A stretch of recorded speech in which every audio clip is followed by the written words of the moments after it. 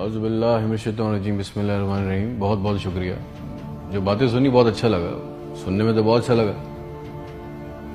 اب مجھے بلایا ہے تو میرا ایک سوال ہے، وہ برداشت کریں۔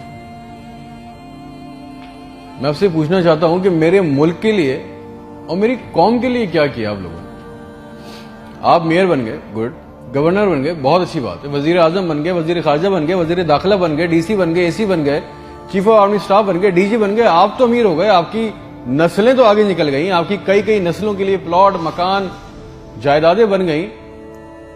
پاکستان کے عام آدمی کے لیے کیا ہوا؟ اس کو کیا ملا؟ آپ کی موجیں لگ گئیں، ویری گڈ، بہت اچھی بات ہے۔ ہمیں کیا ملا؟